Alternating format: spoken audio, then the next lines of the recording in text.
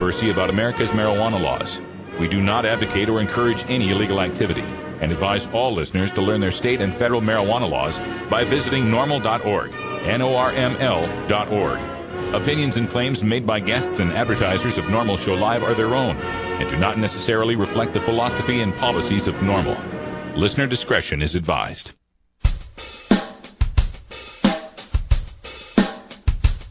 You take a seed, you plant it, you grow it, you dry it, you roll it, you smoke it.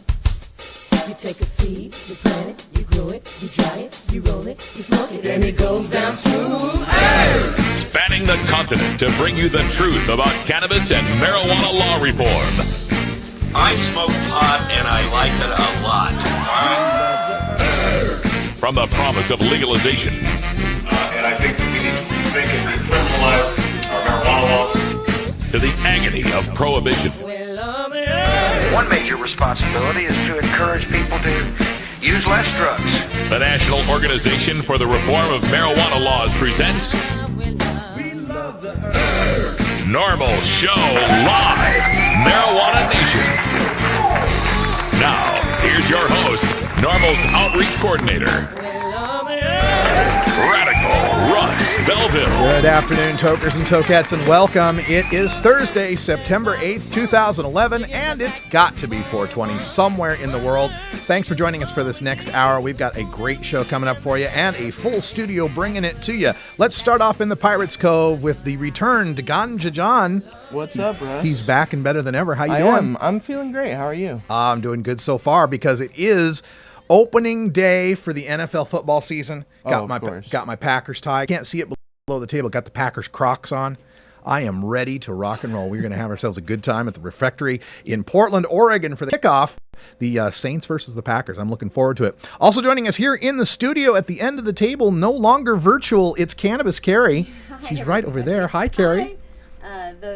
Am I on mic? Yeah, you are. You're on the end mic there. All right. Just point that straight at you. A little closer. There we go. How about that? A There little you bit go. better. I was just gonna say those Crocs. Those are badass. Oh, thank you so much. Also in the studio, Wiz Kaliko right beside us, doing some data analysis as usual, and Cannabis Cure UK hanging out in the studio as well. So we got a full studio here. As we get started on today's show, we always begin with the normal news with Cannabis Carrie. So what do we got for headlines today? Well, today I've got a couple of news stories out of Canada, and I've got another news story that I think you're gonna like from the border. So All there right. you go. Canada stories and border stories. And then I'm going to follow that up with some data because today the National Survey on Drug Use and Health released its 2010 numbers. And Gil Kurlikowski has popped up like I don't know, a Groundhog Day and proclaimed 6 more years of drug war or something like that. We'll talk about that at the end of the Hemp Headlines. Also on today's show, it's Groovin' Thursday. We've got John Doe Radio bringing us some music from Wiz Khalifa, Currency, and Rick Ross, a remix of Super High. That should be really cool. On today's show, it's the second Thursday of the month, and on the second and fourth Thursdays, we have a visitor from Law Enforcement Against Prohibition. Today is no different. We've got Nate Bradley, a former Sutter County Deputy Sheriff in California, talking to us from LEAP. And then at the end of the show, Don Skakey from Yep Wah talking about legalization in Washington State. All that and more coming up, so stay tuned. This is Normal Show Live, the voice of the Marijuana Nation.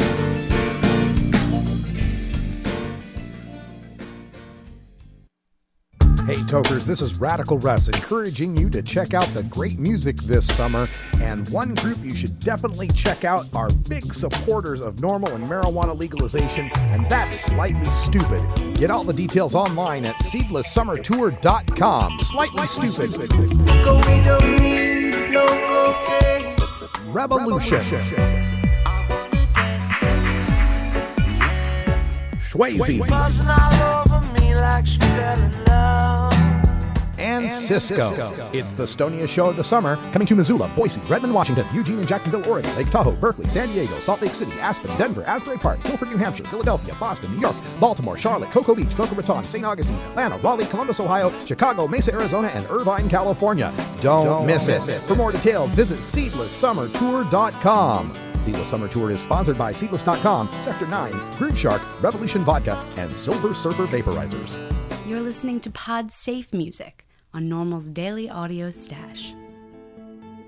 In today's busy world, we're inundated by advertising for all types of pharmaceuticals that come with a laundry list of potential side effects. Shouldn't you have better medical choices? Natural alternatives to pills pushed by Big Pharma? At Alternative Medical Choices, you could choose natural, safe, and effective alternative therapies that are right for your budget without nasty side effects. Cannabis, or marijuana, has been a legal medicine in the Pacific Northwest since 1998.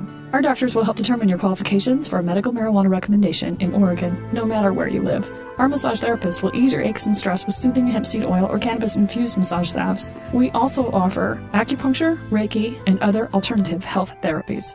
Call Alternative Medical Choices in Portland, Oregon at 503-288-5579 or visit our website at www.altmedchoices.com. We specialize in out-of-state recommendations. That's www.altmedchoices.com or call 503-288-5579. Normal Show Live is actually live every weekday at 1 p.m. Pacific Time. Right now, you're grooving to our daily Toker tunes.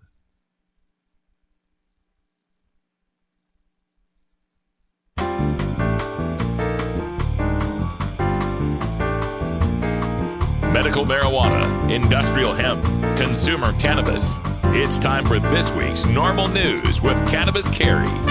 The Royal Canadian Mounted Police are reporting that the BC bud this year is a meager harvest. British Columbia, Canada, is a major producer of some of the finest cannabis in the Northwest and has been for decades. But the police say that a combination of bad weather and better policing has cut into a substantial portion of this year's crop.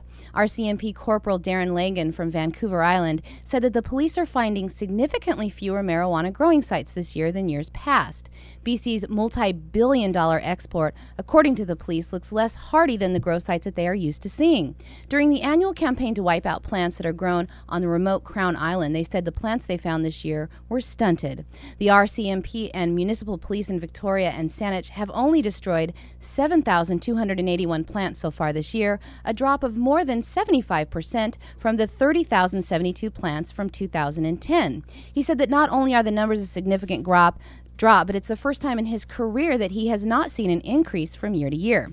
During the start of the growing season, the temperatures were a bit colder than normal, aiding, he said, to the decline in viable forest gardens. The RCMP is also publicly touting that they are making a serious dent in the numbers because of the record numbers of plants they netted last year, arguing that by destroying so much of last year's harvest, they took a large part of the profitability out of outdoor growing, adding, quote, "We sent a very strong message last year. It is not going to be as easy as you thought, and we will be back." But BC cannabis enthusiasts say that the drop in numbers doesn't take into account indoor growing operations that are growing in popularity, especially in urban areas. Criminologist Neil Boyd from Simon Fraser University, who has written extensively on illegal drugs, said the police confidence does overlook the impact of indoor growing and estimates that the amount of cannabis from indoor growing operations far exceed the marijuana grown outside.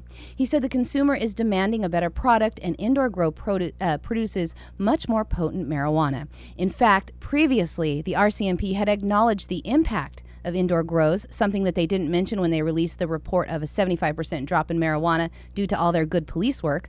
A 2009 report directly from the RCMP stated, quote, "Indoor production sites are more common due to greater control over the environment, resulting in larger yields and more potency and greater privacy to avoid law enforcement detection." Well, I think you're right on this. It's not a matter of whether or not the outdoor grows are up or down. It's just, like squeezing the balloon. If you try to restrict it outdoor, well, the growing moves indoor. And I've heard a lot of reports of the Canadian growers who formerly would grow indoors in Canada moving south to the United States because of our home crisis, with the crashing of the home prices, that they're able to buy up houses here and grow, right here in America. So, the market just moves, no matter what they do to it, the market just moves. We do not stop consuming BC bud. We just find different places to grow it, different ways to traffic it. And we're just ignoring this entire industry that could be so good for Canada, so good for the United States, by legalizing the recreational use of marijuana and allowing this cottage industry to thrive. I mean, how many growth industries can you point at in North America aside from cannabis? And also from Canada, more great police work. A man who was sentenced for conspiracy to import marijuana more than 30 years ago was finally caught. Ian McDonald faced a Manitoba judge on Wednesday, and the 72-year-old told the judge that he had never been to jail before, and other than the conspiracy charge, he had no other criminal record. McDonald was the focus of a police investigation that stretched into years beginning in the late 70s. He was believed to be a key player in a large marijuana drug smuggling ring. He escaped from custody 5 months after he was arrested and was not heard of for the next 32 years. During that time that he was on the lam, McDonald led a pretty normal life, and he spent most of his time in the U.S. in Florida before he was identified and extradited back to Canada. His daughters in Canada had not seen their father in over 30 years, and they did come to see him in the courtroom for the sentencing. He pleaded guilty for his role in shipping marijuana to Winnipeg, but at his age, the court said he will not be serving any more time in jail due to a joint recommendation made by the defense and the court. For their crimes, McDonald's co-conspirators all served sentences of 7 to 8 years in jail. McDonald was given 2 years less a day of house arrest. The recommendation was accepted partly due to his age, his deteriorating health. He does have a number of medical conditions and has been diagnosed with prostate cancer. His doctors say he has less than 3 years to live. At the end of sentencing on Wednesday, he said that he's grateful to be given the chance to live out the rest of his days close to the family that he lost over the ordeal. He will be allowed to leave the house for 4 hours a day as long as he's accompanied by his wife or children to allow for medical appointments. So they got their guy. Well, yeah, all right. And at least Canada has the good sense here to be compassionate enough not to put the guy in a prison cell for 7 or 8 years, 2 years of house arrest. But really, I mean, the sad part about this is that it's a conspiracy charge. And I just hate these conspiracy charges because in a lot of these cases, and I don't know McDonald's case specifically, but in a lot of these cases, they don't have to find any marijuana. They don't find, any contraband whatsoever. It's merely that they were planning to move this contraband, and it oftentimes involves hearsay evidence, involves confidential informants trying to get a better deal themselves by ratting someone else out. So I'm always leery when I see these conspiracy charges, and it seems like the guy didn't have other sort of criminal life. I mean, other than moving marijuana, over the past 32 years, didn't appear on anyone's radar, didn't cause any problems for anyone in Florida. So, well, at least he's got 2 years house arrest, but let's just legalize this and we don't have to worry about anybody getting busted for it. And police in Las Vegas discovered what was left of a large growing operation in the Southwest Valley this morning. They say it was most likely burglarized by a competing marijuana dealer. The police received a call about 1 a.m. this morning from neighbors that said they thought that the house next to them had been burglarized. And when officers arrived, they noted that the door was kicked in, and along with plants, it appeared that growing equipment had also been taken. Left behind was 305 cannabis plants, but the police say it was obvious that there were many more plants in the home. Police say that there was about $45,000 worth of growing equipment that was left. Neither the burglars or the home occupants have been identified or found yet, but the police are interviewing neighbors today to try to find out who was living in the home. The police believe that home invasions and robberies at grow houses may be more common, but mostly go unreported. The Nevada Energy responded to the home and classified the wiring as grossly overloaded and making it a significant fire hazard for the neighborhood. That investigation is ongoing. Yeah, and that's my main problem with the whole grow house thing and prohibition, forcing growers indoors is, not necessarily that it can't be done well, and some people do it very well, but others, they try to cram too many lights into a place, they overload circuits, they got a lot of traffic going in and out. We don't know what pesticides or anything that they're using in the production here. They're often going for the most, product they can produce in the least amount of time, so there's little care given to the quality necessarily from one bud to the next. Sometimes they'll keep these things. I mean, prohibition just makes all of this bad, right? And that's the sad thing about it is when people outside of the movement look at this, they think it's a problem with marijuana, and it's not. It's a problem with the prohibition of marijuana. We would have the same problems with illegal clandestine grows if we made tobacco illegal, if we made alcohol illegal. There'd be illegal stills out in the woods like there was back in moonshine prohibition days, right? So again, problems with prohibition, and we need to keep fighting for marijuana legalization and pointing this out to people, pointing this out to the people that are afraid of the grow houses is to say, yeah, you don't see any hops grow houses. You don't see any, wine grape grow houses because we allow people to grow those things where they belong, outdoors, in the earth, underneath the sun, with natural rainwater. That's the way cannabis should be grown. Shouldn't be grown indoors except for very specialized buds, medical considerations, special strain breeding. But generally, this should be allowed to be grown outdoors. We don't need to duplicate the sun and the earth indoors. We got plenty of it outside. It's better for our environment. It's less carbon footprint on our planet if we just legalize it. There's so many reasons we can point out to people to use their fears to help them want to legalize. If you don't like grow houses, legalize it so that we can put it in regulated farms. And a story that has Russ all over it. Border Patrol agents recovered 2,330 pounds of marijuana hidden among bottles and bottles and bottles of hot sauce. The $1.4 million of marijuana was discovered by the Otay Mesa cargo facility near San Diego. That's all I got. Just hot sauce and marijuana, because I know that you like both of those things. And John gave me some of that ghost pepper hot sauce. I still have a little ounce of it that I eat now and then. And just the other night, Damon and Jen's kid was over, and I was eating some hot sauce, and he goes, "You got anything hotter?" I said, "Oh yeah, sure." And I put a little corner, just a tiny corner of a chip into it, and gave it to him. And he felt the wrath of the ghost pepper. You're so mean. All right, I got one more story here for us to end out the hemp headlines. The National Survey on Drug Use and Health is out, and despite the statistics, the Drug Czar claims medical marijuana makes more young people smoke pot. Now, Drug Czar Gateway Gil Kurlikowski kind of reminds me of Baghdad Bob. You remember during the invasion of Iraq in 2003, Mohammed Saeed al-Sahaf, he was the spokesman for the government of Iraq. We called him Baghdad Bob. And he said things like, "I triple guarantee you there are no American soldiers in Baghdad. And they are retreating on all fronts. Their military effort is a subject of laughter throughout the world."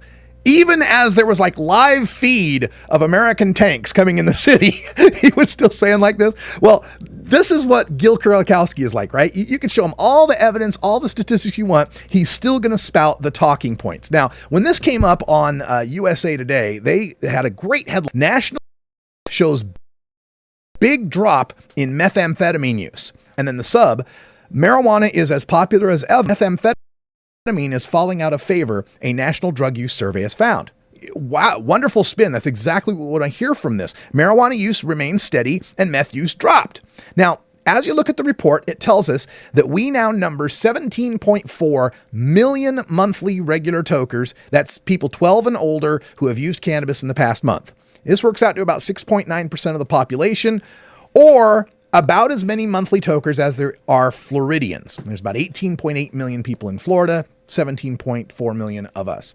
In 2007, just 5.8% of the population, or 14.4 million people, were using cannabis monthly. So they could have framed this as pot use has increased 21% in 4 years. But they didn't. They highlighted the drop in meth. Now, when these stats come up from National Survey on Drug Use and Health, I'm always a little leery of them because I don't like giving out stats of 12 and older. And they always frame it that way, right? Use 12 and older, because NORML believes that non-medical cannabis use is solely an adult activity. So I dig a little deeper into the data, and I found out that the regular use of cannabis by children, these people defined as age 12 to 17, really didn't change much at all. It went from 7.3% to 7.4%. It's the college-aged adults among whom marijuana use increased. It went from 16.5% in 2008 to 18.5% now. Well, this is where Gateway Gil comes in, firing up the Wurlitzer to crank out his same old reefer madness medical marijuana boogeyman tune. Here's what he had to say about it. Quote, "People keep calling it medicine, and that's the wrong message for young people to hear." End quote. Yeah, he's blaming the uptick in marijuana use to the increase in the number of states that have approved it for medical use. So Gil, who are these people who keep calling cannabinoids medicine? Could it be the U.S. Patent Office with patent number 6630507? Could it be the Institute of Medicine in their 1999 report, Marijuana and Medicine, Assessing the Science Base? Could it be the American Medical Association, who in 2009 admitted that smoked cannabis has benefits for neuropathic pain, seizures, and other maladies? Well, for Gil Kurlikowski, apparently telling young people the truth is the wrong message. Oh, and by young people, we mean adults of voting, smoking, drinking, and car rental age. The problem for Gateway Gill's theory is that people have been recognizing cannabis's medical properties under state laws since 1996. The entire West Coast and Colorado have had medical marijuana since 2000. Since that time, we've seen teen use drop from 8.2% when we had 8 medical marijuana states in 2002 to 6.7% when we had 13 medical marijuana states in 2008. Now it's at 7.4% with 16 states, which is a rate lower than 2004 when there were only 10 medical marijuana states.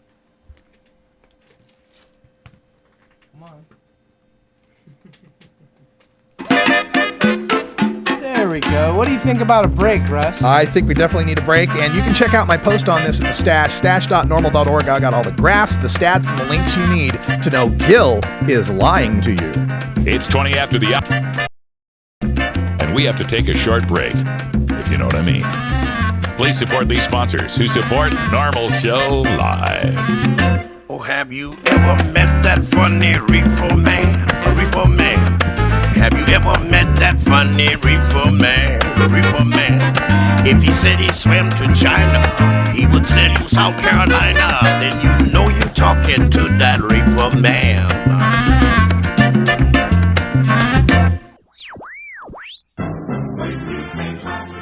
Marijuana and alcohol are the two most popular recreational drugs in America. Marijuana smoking is non-toxically safe and has a low risk of dependence. Alcohol drinking is potentially fatal, dangerous to society, and is quite addictive.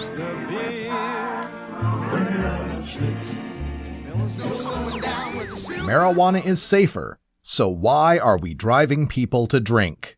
That's the question of the new book, Marijuana is Safer, So Why Are We Driving People to Drink? By Paul Armentano, Mason Tvert, and Steve Fox. Visit Amazon.com or ChelseaGreen.com today to order your copy of Marijuana is Safer, or visit marijuanaissafer.com. Hey, this is Sub Cool from Team Green Avenger Seeds, TGAgenetics.com, and you're listening to The Normal Network. The High Times Medical Cannabis Cup is coming to Detroit on October 16th. The world's premier medical marijuana competition will be in Motown to celebrate the cannabis economy of the Great Lakes State. It's a 2-day expo at Burt's Warehouse Theater, showcasing the movers and shakers of the Michigan medical marijuana industry and the merchandise that makes the machine go. There will be seminars with leaders of the medical marijuana movement, doctors, patients, researchers, growers, dispensary owners, and activists. Plus, High Times own cultivation editors Danny Danko and Nico Escondido will roll into town with the goods on growing great ganja. Be there for an amazing Saturday night VIP party featuring top musical performances and special guests. High Times will award the Medical Cannabis Cup for top indicas, sativas, hybrids, concentrates, and edibles, entered by Michigan's dispensaries and collectives. Come to Burt's Warehouse Theater on October 15 and 16. Visit medcancup.com for all the details. Celebrate cannabis in Michigan. Celebrate the resurgence of Detroit. Be part of the growing cannabis community.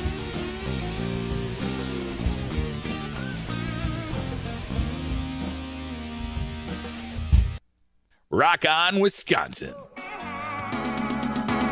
Puff Pass Records. It's time for your daily Toker Tunes, the best in 420 friendly music from all genres that uplifts, entertains, and informs the public. Today we bring you tunes for Groovin' Thursday. Our salute to all the dopest beats and killer rhymes that we find in the best of rap, hip-hop, soul, R&B, and funk. If you'd like to submit your song to be played on Normal Show Live, send it to us at stash@normal.org. Now here's some more great independent marijuana music for today's Daily Toker Tunes.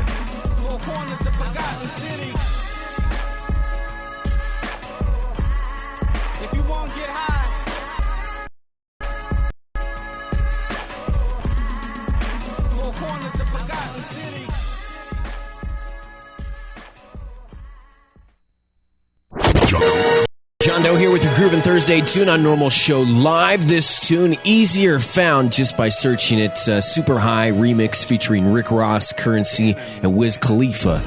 basically a million mixtapes between the three of these artists, and just a million songs also that are unreleased. Unreleased full album tracks, that is, between the three of them also. So just search Super High Remix featuring Rick Ross, Currency, and Wiz Khalifa. This is one of my favorite mixtapes tunes that have come out in the past couple of years, Super High. One of the tunes off of Rick Ross's Teflon Don CD, so if you're interested in this tune, go check that out. Super High is the name of the actual song, just as is the name of this song, with a remix added to the end of it. Good times, right? Yes. All right. We get to it. Thank you very much. I am John Doe. You can check us out on Normal Show Live weekdays, 7 o'clock Pacific, 8 o'clock Mountain. Thank you very much for the support. We appreciate it. Thank you, Russ. Thank you, Ganja John. Thank you, Carrie. Until we meet again next week or tomorrow if you listen to us on the Normal Network. See ya. I thought of this fresh off a bone rip. My bitch next to me, getting undressed for me. Running bath water, playing her favorite songs while I get another one lit. Don't usually smoke it off, but say the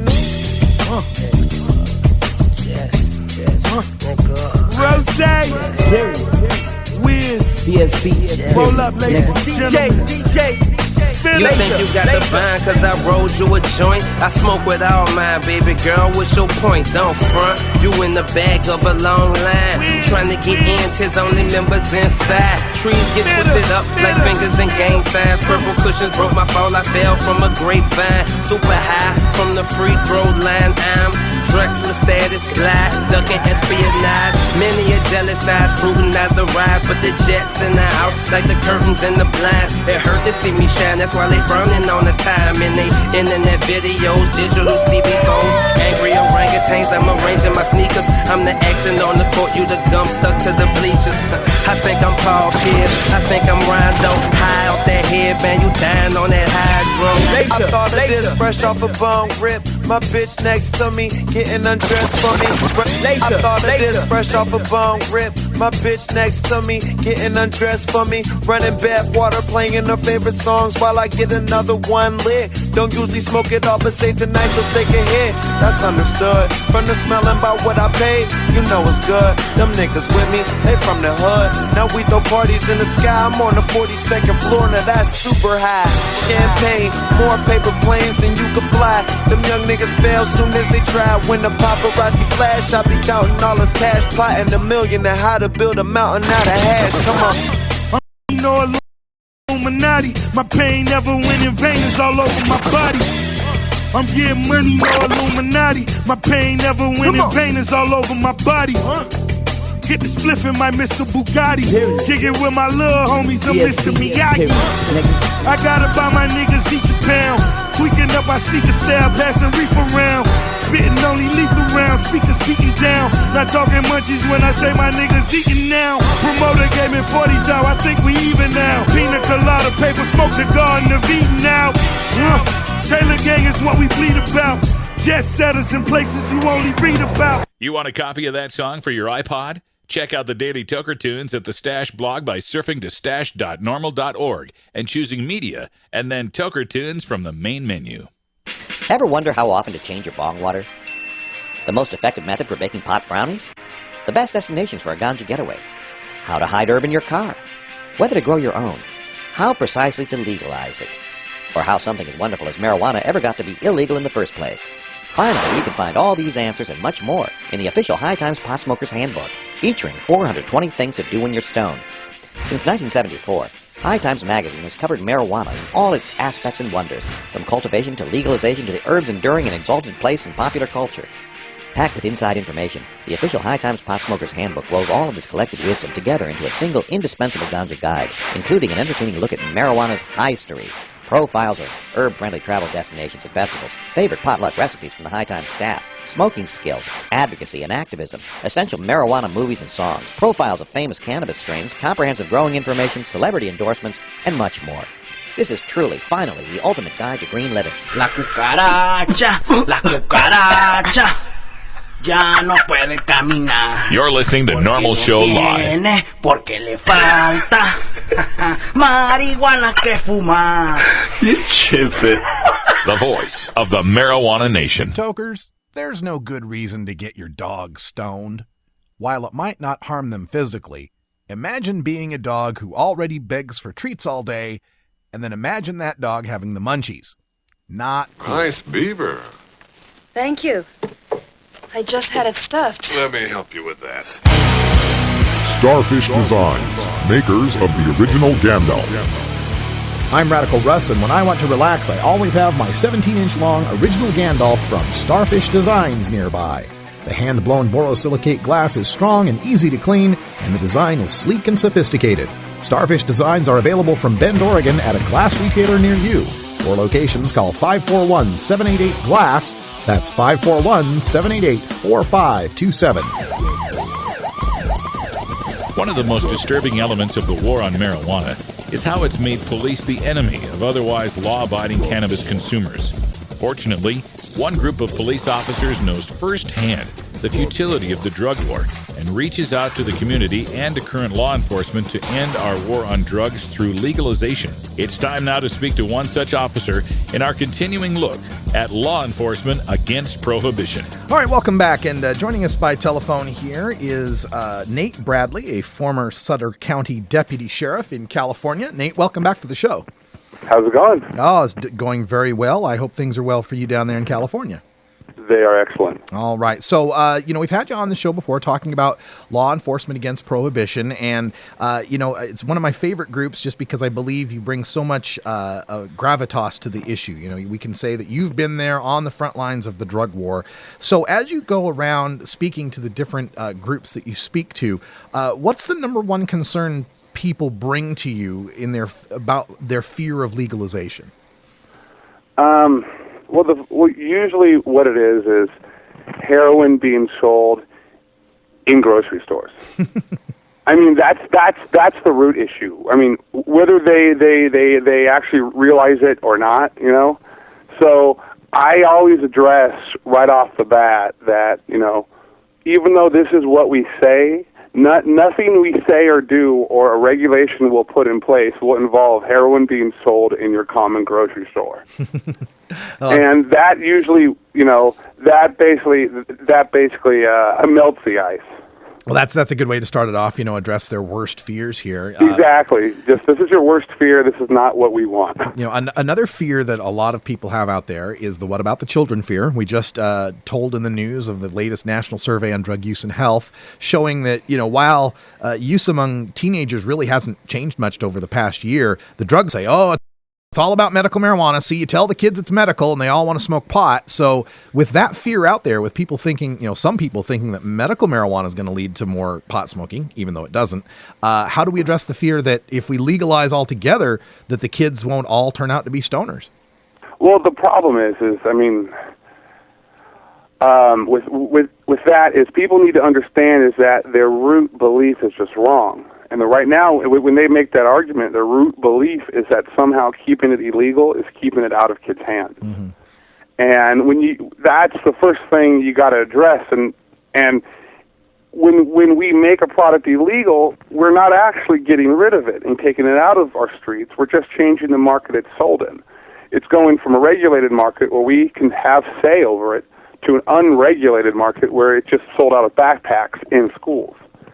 So you can ask any parent and say, you know, what option do you want? The option where we're now, where there's marijuana being sold to your kid at school out of backpacks, and they're also being offered meth and drugs like ecstasy at the same time, or can we put a system in place where we have controls over that, where we can say you can sell it between 9 a.m. and noon, or 9 a.m. and midnight, and because in the situation with alcohol where we have those kinds of rules, we don't have the black market still. You know, we don't have kids with backpacks full of alcohol in our schools being pushed there by the evil alcohol guys. Yeah. Well, one response that I heard from this relatively recently kind of caught me off guard was someone saying, yeah, but you're phrasing it as if it's an either or thing, as if either the kids will be selling it out of backpacks or it'll come from the stores. What if we get both? If we put it in stores where adults can get it, now adults have easier access and kids get that access like, you know, kids get some homeless guy to buy them beer at the 7-Eleven and they continue to sell out of their backpacks. Do you have a good response for that? Oh, yeah. Well, I mean, the issue is right now when you catch that kid selling out of his backpack, I had a kid come up to me after I got done speaking in the Bay area. He told me, you know, as a kid, I actually a couple times we had a clerk at the local alcohol store who would sell his booze, and we would bring it to the local high school to all the games. Well, what happened was he got caught. They knocked out the clerk and within a week the clerk lost, or it wasn't the clerk, it was the owner of the store. Within a week, the owner of the store lost his license to sell alcohol. You know, we don't have that benefit with people who sell pot right now. We've got no way of tracking them down. You know, I lived in a town where we sold alcohol, and if kids got it, and we had an issue with alcohol getting out there, we could usually find within a matter of a week which store it was in town. I worked in a town of 5,000 people. We had four stores authorized to sell alcohol. We could find within a week who was selling alcohol to the kids and get it closed down. You know, we were never able to find out where our streams of pot were coming in from. Yeah, and it does lead to an underground economy that we've talked about many times amongst, you know, high school age kids and college age kids, where a lot of them are choosing to deal weed rather than, you know, the limited job selections that are out there. So what do we do here if, you know, when we finally re-legalize cannabis, a lot of these young weed dealers will be out of a job. What are we going to do to get them a job at this point? Get them a job, job applications. Get them job what we will do. Yeah. We will hand them and say, hey, go on down the street. You know all those skills you've been learning in your back room. Put them to use now. Do you worry though that the young person who might have been a weed dealer when weed is legal would then turn to dealing something harder? The problem is with that is that you have to get them hooked. You have to have them hooked in the very first place. You have to have them coming.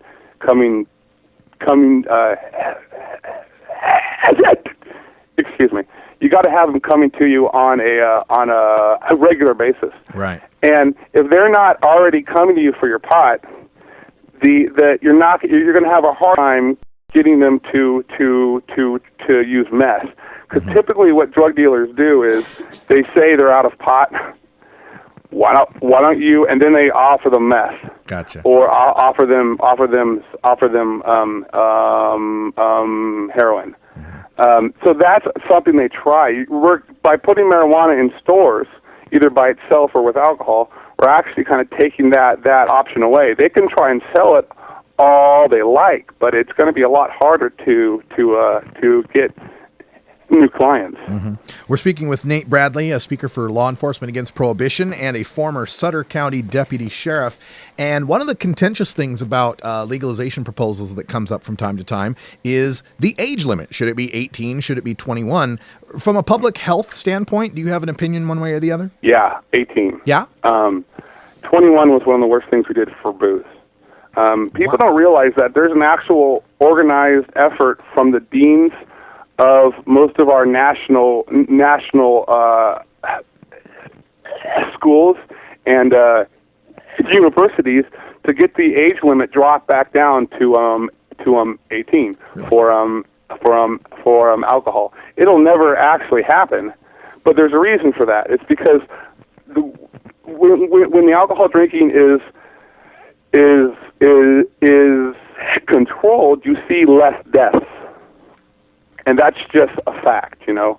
Once kids hit 21, the booze drops because they can go there, and it's no longer a big deal.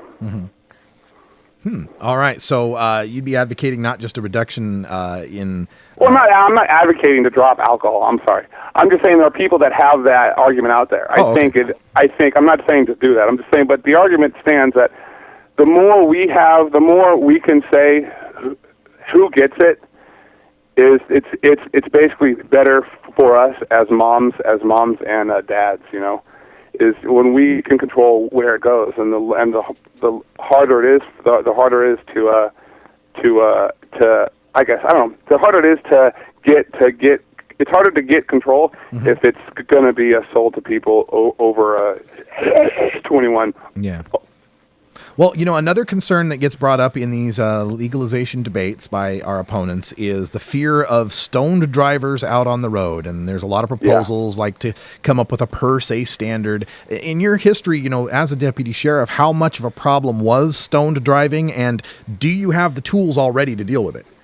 Yeah, I actually carried around a little plastic card in my jacket pocket when I was going out for a Prop 19 last year. And what it does is basically when cops are in the academy now, they actually get trained how to tell people are under the influence of 8 basic drugs. Alcohol is one of those drugs. But you don't need a magic breath test or magic number to tell if somebody's under the influence, The cops are trained now. And they're actually working on programs for smartphones to actually do what's it called? Intoxication tests. Or they're not intoxication. Impairment? Yeah, yeah. It'll do actual tests right there. So yeah, I've actually was talking to a couple of guys who were still on the job about it last week. And as far as the roadways now, is stoned driving a big epidemic it's not. Worried about, or I've had one guy I know make an arrest on that in my area in about 3.5 years. It's not a huge issue. A big issue, one of the big factors is because when you're drunk, and this is just what I've seen from my experience, is that you don't understand how intoxicated you actually are, which is why you see so many drunk people out there. Right. I can drive, I'm fine. What? With marijuana, you understand you're not, that part of your brain doesn't get blocked, and you can still understand if I'm impaired, if I'm not impaired, and most people make the choice to hang out at a home. So there's better awareness of your level of impairment. Much more. Yeah, much more. I'll blind you. You've got no idea how drunk you are when you're drunk. Yeah. That's the wrong drunk. Exactly. We're speaking with Nate Bradley again from Law Enforcement Against Prohibition, and if you'd like to have a LEAP speaker like Nate come out to your area to speak to the public and tell them the truth about ending prohibition, you can contact LEAP at their website, leap.cc, or you can go to copsaylegalizedrugs.com, look for the speakers tab, and from there you'll find the information for booking a speaker. Nate, when you do these gigs and you're going around talking to Rotary clubs and Kiwanis and stuff like that, do you ever get any questions or concerns that you'd never thought of before? Anything shocking or surprising coming from the audience these days? I got shocked. Yeah, I got my very first time. I had a cop. He was a captain of a local law enforcement group. Law enforcement org. Asked me. He's like, "What's the difference now?" He goes, "They're buying it at the clubs and selling it in schools now. If we legalize it," and I hadn't, and at the point in time, I hadn't thought it out. I didn't have an answer for him, and I actually thought it out on the drive home, and I kind of realized that the whole purpose of if it being legalized now is we can track it down. Right. And I was able to point out to my next group, not to him because I didn't have an answer for him, but that in Sacramento they actually have a policy with law enforcement where they go to the clubs, and if they catch a kid who's bought weed at a local club, they will actually block him from being able to buy at that club now. So they can actually close off dealers' access in a way they've never been able to close it off. Yeah. One of the situations with California specifically is that you've kind of got this quasi-legalization in the medical side. Yeah. And that almost, in a sense, kind of makes things worse in that you still have all the negative effects of prohibition with regard to the price and the fact that most people can't have it. So then people see these legal clubs, but they see the effects of illegal prohibition and they blame it on the legal clubs. Oh, it's a nightmare. You're right. You're completely right. We have I mean, I compare us to Amsterdam, maybe. You know, you've got a little bit. People are just being allowed to see how the black market works now. Right. You know? Exactly. They put a big storefront up with a green cross, you know, in the front of the store. And listen, I'm a patient. You know, medical marijuana saved my life. But what we have up here is people using it as a loophole, obviously. And, you know, they put up a front, but it's still being run by drug dealers. And it's still, the prices are the same. Mm-hmm. They handle the problems the exact same way. Yeah. You know, there are collectives that take care of a lot of people, but there are a lot of people that, you know, they do it on, you know, they do their own thing. Yeah, and it's why we have, you know, LEAP is so important, and groups like ours are so important to keep pointing out that the problems are with the prohibition, not the legalization, even to the extent that we've taken it so far. Nate Bradley from LEAP, I want to thank you for joining us again on the show, and we'll have you back again sometime. Great talking to you. Thanks a lot, man. All right, when we come back, we're going to speak with Don Skakey from Yep, Washington on I-505. Stay tuned.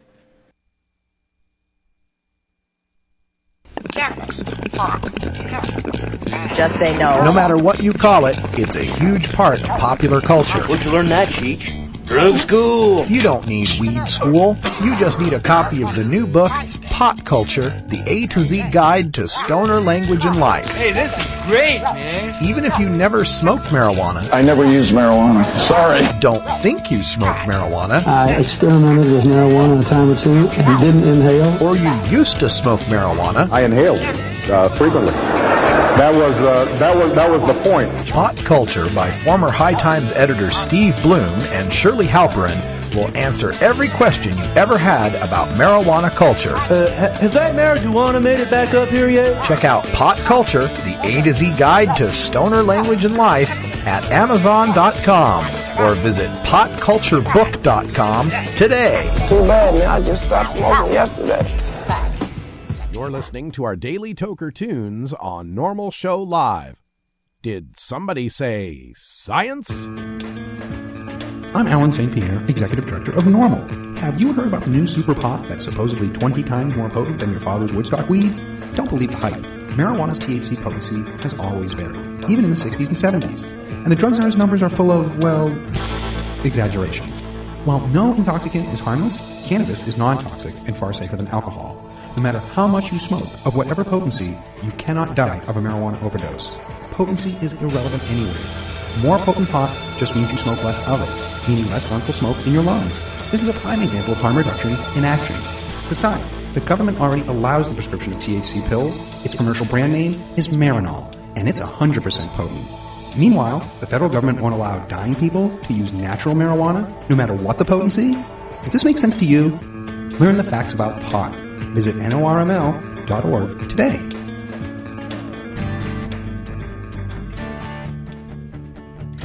Normal, unlike any other marijuana or drug law reform organization, is built from the ground up by grassroots activists who are peaceably assembling to petition our government for a redress of our grievances, specifically regarding our inalienable right to the pursuit of happiness through the use of cannabis for medical, social, and personal reasons. We are the Marijuana Smokers Lobby, and we aren't just anti-prohibition, we are pro-marijuana. Every Monday, we take some time to talk to the citizens in local Normal chapters across the country and around the world, as well as others who are working to make a difference in the fight to end adult marijuana prohibition in this segment we call Grassroots Activism. All right, welcome back, everybody. We're joined on the phone by Don Skakey, and I hope I've pronounced the name correctly. Don, welcome back to the show. Thanks, Russ. It's actually Skakey. I always remember I put the hack in Skakey. That's right, the hacky Skakey. Now I remember. I couldn't remember if it was a hacky sacky with Skakey or wakey bakey with Skakey, so I got all confused. All right, well, Don. I'm always good for a morning hack. All right, Don Skakey's here with us from now. I hope I got it's Yes and Penalties, Washington. Is that right? Yep. Yep-wah. Yes, and penalties as opposed to nah. Yeah, the new approach Washington. All right, so let's talk about what you're doing in Washington State with Yep-wah. Great. Well, we've got an initiative to the legislature. We began collecting signatures at HempFest. I just got back from Spokane They had a pig out in the park there where we collected over 3,000 signatures. And, we have to get the 241, 153, which is 8% of the last governor's election to qualify. Mm-hmm. And so we're on our way.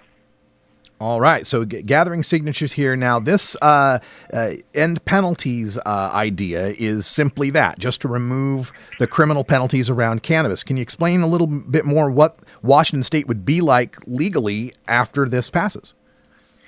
Sure. Well, it would be a lot like it would be back in 1932 when we used this exact same mechanism to remove the penalties for alcohol a year and a half before the country ended Prohibition. And that's the beauty of this system because, everything that everybody seems to do is always federally preempted because they create new law. By removing the existing penalties, we don't create any conflict. And that leaves it to the federal government to enforce prohibition on their own dime.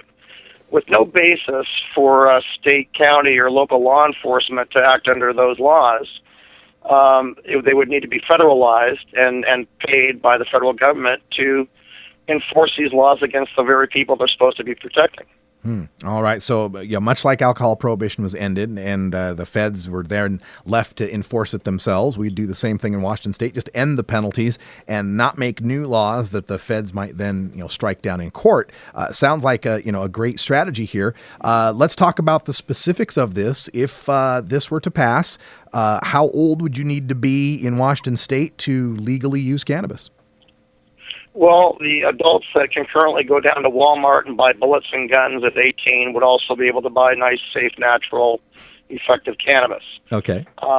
There's a concern in the public that it should be 21 like alcohol, but the way that Washington law is written, it would be impossible to do it as an initiative without restructuring the entire state law. Right. Regarding adults and minors.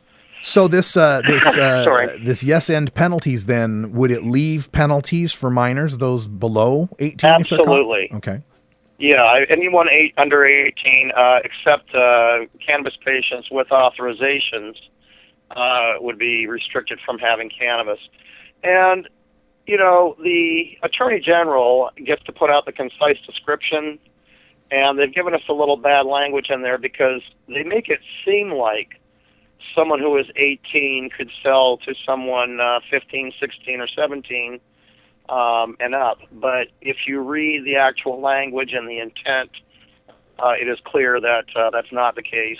And I can actually point to a couple sections in there that make it definite that that's not the case. Yeah, wasn't that something to the effect of... Washington are trying to point that up as a difference. Right, I was going to say that was something I had seen going across the emails about delivery by those 18 and older to those younger than 18 within 3 years, something weird like that.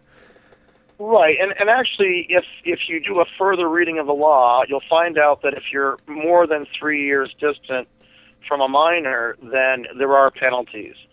And what this means is that if you were an 18-year-old, actually, I'm sorry, it's a doubling of penalties of the jail time if you're beyond that 3-year age range. So what this actually means is that someone 18 would only be subject to the standard penalty and fines as opposed to the standard fines and doubling of jail time that an older adult would face. Okay. So with the removal of penalties here, if we get this passed and we remove all penalties and not institute any regulations, is it then a situation where anyone 18 and older can just grow anywhere they want, as much as they want, use as much as they want, sell it to anyone? I mean, what stops this from becoming, a Wild West scenario? Right. Well, the direct answer to your question is there would be no limits.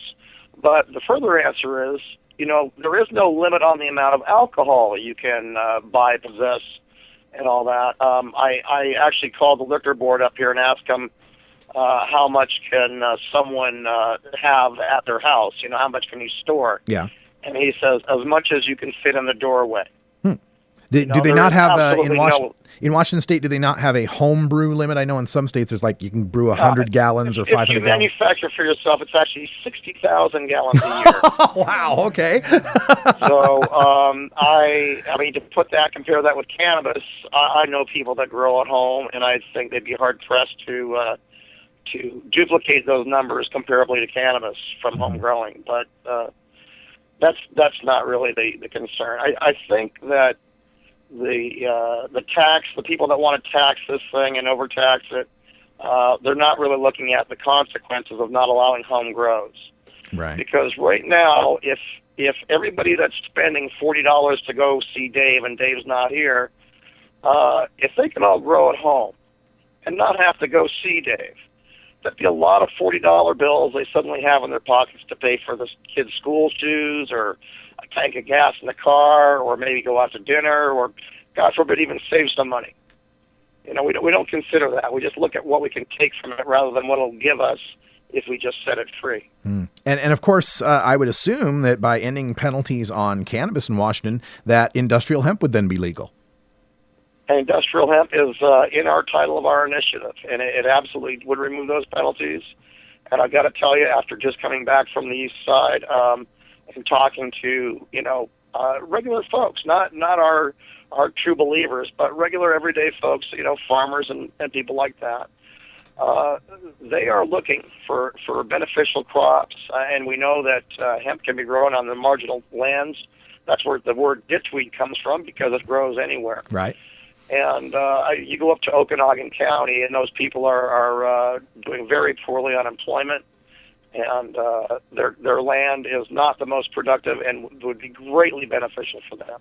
Absolutely. We import over $200 million worth of hemp into Washington State alone every year that we then make legal products that we sell or export. And that's that's just the product. I mean, when you consider what that would do for Washington's farmers and, the facilities that would be needed to process the hemp and the local jobs in processing that hemp, it would be a great boon to our country and our state. Absolutely agreed. And Don, I want to make sure that we get the contact information and website info out there, and so people can look up the text of the initiatives and find out for themselves and volunteer and help and donate if they want to. So let me give you a chance to do that. Absolutely. There's actually two segments to our campaign. The first is Yes No Penalties Law, which is yeplaw.org. And unfortunately, I think that site should be up here in the next couple of days. It's best to find us on Facebook at YEP_WA. There are links on there to the initiative in the description. You can go to the Secretary of State's website and read the actual text. And there's also a place on there to request a petition. We're going all volunteer. I mean, we are shoestringing this. We don't have a great budget. This thing was kind of forced on us by the lack of sensible Washingtons making the ballot. And with New Approach Washington's coming out with their 5 nanogram limit and 1 ounce personal purchase with no home grow. It just... We couldn't let it go until the next Citizens Initiative without it being answered. So we're hoping that everybody that was going to spend gas to go to a meeting or, to do all that will request a petition and download it and print it out. We're looking for 1,000 people to get 300 signatures each, that's about a 15-hour commitment. And with that amount of people, we will get on the ballot, and then we'll have to really come together and get our advertising dollars put out. The second half of that is Grassroots Washington. That's an umbrella organization that people can actually donate to. If you don't have time to collect signatures, but you want to empower and enable others to, that would be a place where you can donate funds and encourage people to collect signatures for those funds. All right. So check out YEPWA, YEPWA, on Facebook or yepwa.org for more information. It's going to be interesting reporting over the next 18 months or so. In Washington State, we've got a yep and a nah. Who thinks these things up? White hat and black hat. And Portland, Preston, hope to see see you there. All right, see you at the Portland Hempstock. Thanks for joining us, Don Skaki here from Yupwa. Appreciate it. Hey, folks, that's all the time we got. So for Cannabis Carry, Wiz Khalico, Ganja John, and Cannabis Cure UK, I'm Radical Russ. That's all we got for the podcast. Stay tuned for Hour 2. Our live Toker Talk Radio is next at 971-533-7111. For those of you listening on the podcast or replay, thanks for joining us. We'll have another live show tomorrow with more news and interviews you can use for the cannabis community. And until next time, take care of each other, Tokers.